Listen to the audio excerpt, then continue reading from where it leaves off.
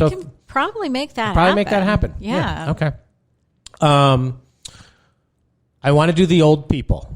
And the kids, we've done podcasts with the young kids on here a bunch of times. And I've been to Florida a bunch, and I keep talking about doing this, and we haven't had a chance. For COVID, we didn't have a chance. I want to sit down with the old couples that are single because they are frisky and rascally, and I want to know how they're dating.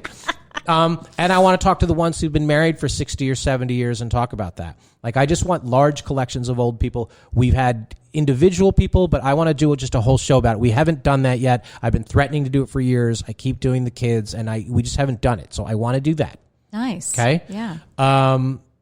The second thing I want to do a show that I'm going to call Breaking the Bachelor. So I want you to find 5 guys over 50 who got engaged for the first time, and I want to talk to them. Oh. I want to talk to those guys. I want you to find a bunch of guys who it just clicked in later in life, because there's a lot of women out there that are skeptical of those guys. They're on our shows all the time. They're like, if they're not married at 40, like, don't bother with it. And I think they're wrong. I just think it takes a while for boys to grow up. So I want to find these dudes, and I want to talk to them, because I think that will give hope to finally took the plunge to both sides of it. Yeah. This girl made me feel this way, or this moment, or I was just this, or this happened. Yeah. I want to know about those guys, because there's more of them than you think. I want to do a show about that. So can you round those up in your casting abilities? Yeah. And the number one show that we want to do, and maybe this piggybacks on it too. And this will probably be the last show we ever do when I do this. It'll be me. It'll be my story. It'll be my happily ever after. I'm going to do that before we hit 400 shows. How I met the girl, what she's like, why she's the best, all of it. I think that's it. Mic drop. That's how we end it. The end. Check, please. This is it. This is how this all comes together. This is like all the pieces, like the end of The Usual Suspects, and all the wall, and it all makes sense. That's the show that I want to do, and I'm going to do. And the clock's ticking, because I want to do that before 400, so I'm going to do that. 5 big thank yous for this show. Some of you guys have heard me talk about them before, and some of you have not. First of all, I don't think we get to one. We definitely don't get to one show, and we certainly don't get to 300 shows without Adam Carolla.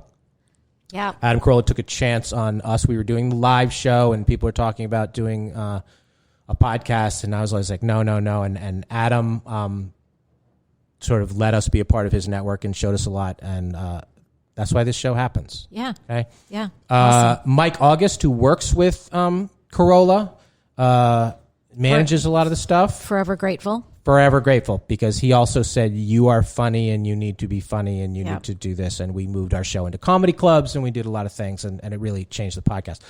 Norm Pattis from Podcast One, who's another one who brought us in. We were probably the least famous people around in a studio with a lot of famous people. And I appreciate that. Yeah. You know, that mattered. The 2-time Emmy Award-winning Keiko, who likes to say she discovered me, and she likes to say that because it's probably true. It is true. What do you mean, probably? I mean, I existed. Yes, I know, but you were behind the scenes, and I said, mostly behind the scenes, and you said what? Take the mic. Right. I said, will you please take the mic? You're right. Just stop giving the mic away. And you fought me on it at first. I did. You said, I'm a director, producer, writer. And I said, will you do it once for me? Yeah. And I did. Those were the words. Those were the words. And just you said, do it. Okay. Just host this. Just do it. Just do it one time for me. So I appreciate that. And you're welcome. You clearly have an eye for talent. I do. And our 5th thank you, of course, is the listeners, the first time, the long time, the loyal, and even the hate listeners. We get some of those who are like, I hate listening to you, but I listen to you every week. That's fine. That's fine. Advertisers don't care. Yeah. You still buy the Wendy's or whoever's advertising on this show. Yeah. That matters. And we get emails, and we get messages from people all over the world. Some people have listened to every single episode of this, all 300. You clearly have not, Keiko. I'm going to catch up. I swear. I've not listened to a lot of them because I do them in the moment. Yeah. And I'm like, I'm on them, and people don't look. A lot of people don't like to listen to the sound of their own voice. I am not one of those people. I only want to hear the sound of my own voice. So that's it.